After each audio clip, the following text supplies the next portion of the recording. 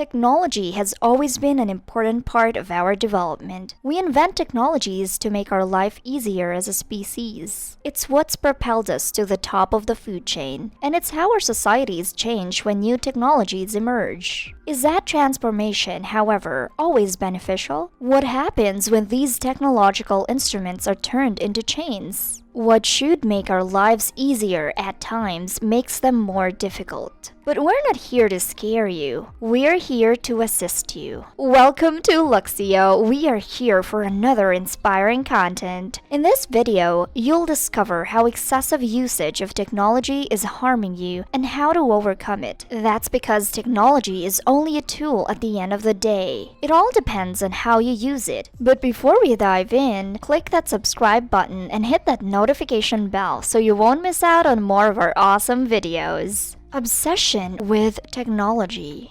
Understanding the problem is the first step toward making better use of technology. After all, it's difficult to grasp the value of responsible technology use when you can't see the consequences. But make no mistake, we're technologically obsessed. While there is no professional diagnostic for technological addiction, the American Psychological Association has officially acknowledged it. In other words, it's a serious issue, and you're probably already experiencing the consequences. Simply ask yourself some questions for a minute. What percentage of your time do you spend on social networking sites? Just a few minutes, or perhaps several hours? Do you become worried when you receive a notification but don't see it straight away? These may appear insignificant in isolation, but if you look carefully, you'll notice some concerning patterns. Perhaps you put off doing something you need to accomplish because you're too preoccupied with your device. Alternatively, you may send a fast text message while driving. Consider the last point for a moment. We've been warned about the hazards of texting and driving for decades, but we still can't seem to stop. We're dealing with a life or death scenario, and we're having trouble dealing with it. Even if their lives depended on it, some people couldn't look away. Simply try it. How long can you go without using your phone or looking at any social media? You might be surprised, if not outright disturbed, by the outcomes. We haven't even touched on the consequences of this addiction. Neurological abnormalities have been related to excessive screen use. To put it frankly, your computer is interfering with your ability to think. It has an impact on gray and white matter in the brain, as well as cortical thickness. Simply put, your capacity to communicate, process information, and make sound judgments. We are literally becoming dumber as a result of our excessive use of technology, and it does not end there. Either your internal clock is messed up by all the blue light in your face.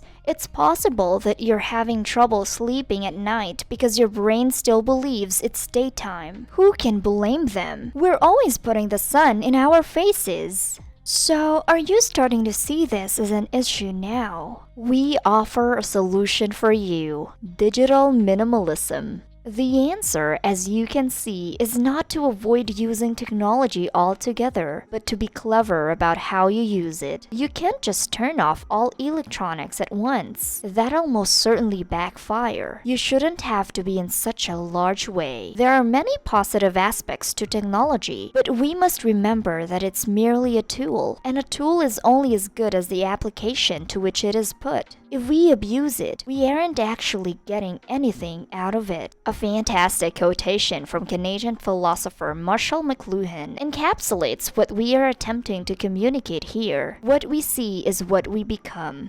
We shape our tools, and our tools in return shape us. We have the power to decide how technology aids us and influences our life. This is where digital simplicity enters the picture. Cal Newport, like Marie Kondo, helps us simplify our lives so we can focus on the basics. He wrote the book on the digital minimalism for our virtual life. Digital minimalism, according to Newport, is a concept that encourages you to consider what technologies provide the most value to your life.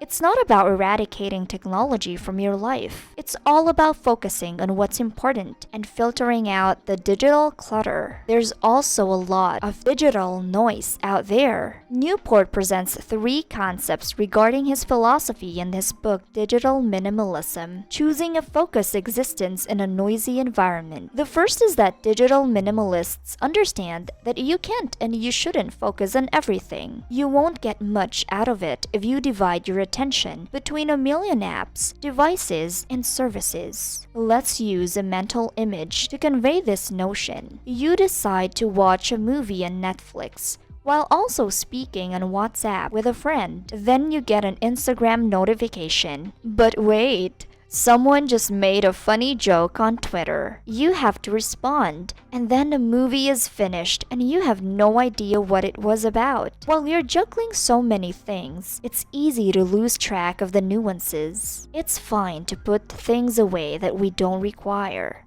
The second premise concerns our use of technology. It's not enough to decide that one thing is better than another. The term tool refers to something that is both useful and vital in our lives. We need to think about how we do things, make use of it. Are we getting the most out of it, or could we make better use of it? It's just as vital to optimize your technology use as it is to know what you're using and why. Finally, the last principle concerns our connection with technology. The devotion of digital minimalists to utilize technology for a specific reason brings them joy. The purpose of technology is not to make us feel better. What matters is how we use it. We must discover value in what we create, the things we generate, and the uses we give it. When you're fatigued or stressed, it's simple to go to your pocket and watch a video. You get a thrill that pushes those feelings away. But because you're only utilizing placebos, they constantly come back. You'll notice how much better your life can be if you start using technology with a purpose. So today, we'll look at how to keep things simple in a complicated world. The digital decluttering process. You are in luck if you're wondering how to apply the concepts of digital minimalism to your life. You can follow Newport's very detailed steps. He dubbed it the digital decluttering.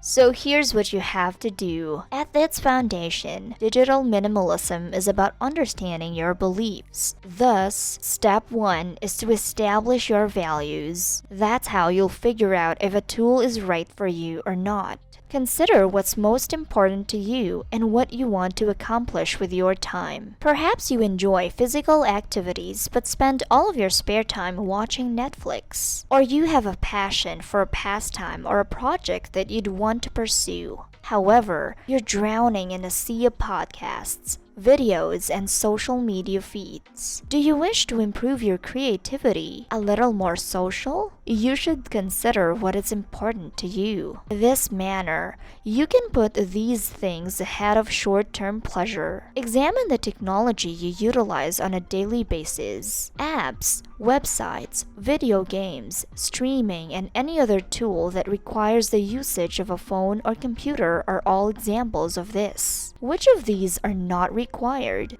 By optional, we believe that discontinuing their use will not cause significant problems in your personal or professional life. You can't stop using Instagram or YouTube if you use them for work. You may, however, apply restrictions to how you utilize it. Make a list of the technologies that are not required. You must also identify which components of the technology are critical. Anything that does not serve a purpose that is aligned with your values must be removed for at least 30 days. The 30-day challenge is the second step. Once you've figured out what's important to you and what's not, you'll take a 30-day break from the latter. Everything on your to-do list that isn't absolutely necessary for your professional or personal life will be put on hold for a month. And look, we'll be honest about it. The first week or two will be difficult. You'll have to fight the impulse to try out those things you don't require. Even if you have 2 goals at this moment, those pulls and the urges can tell you a lot. You must first pay attention to the times when that draw is strongest. When do you get the urge to pick up the phone or go online? Knowing this can assist you in determining the source of the issue. Second, and maybe most importantly, spend your time with activities that are of higher quality. You can't simply leave a void there. You'll lose your mind. You must look for activities to occupy that time.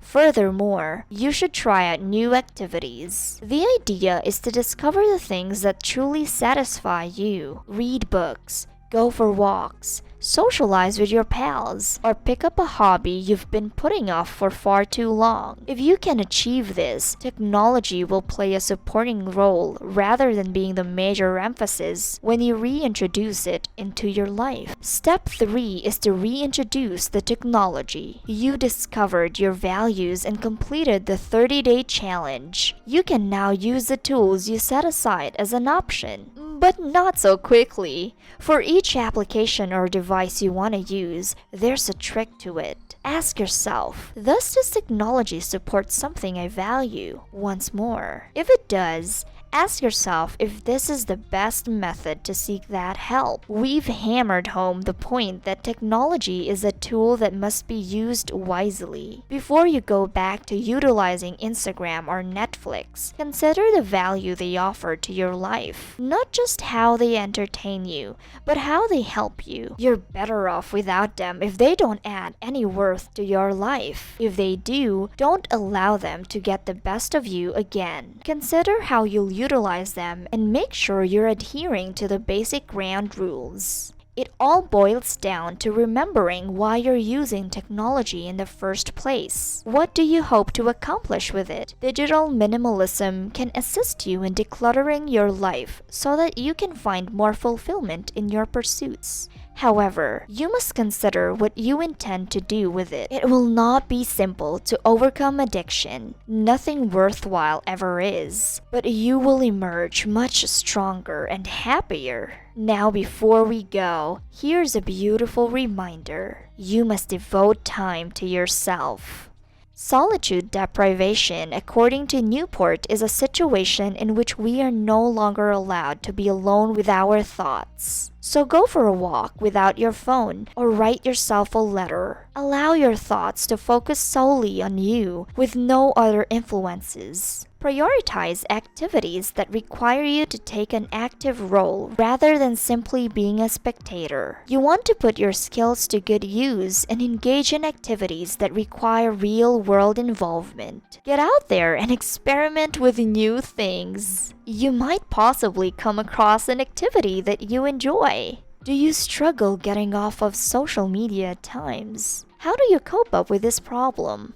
Share them in the comments below. As always, we want to thank you for staying with us. Don't forget to like this video and subscribe to our channel and check out more of our videos. See you next time!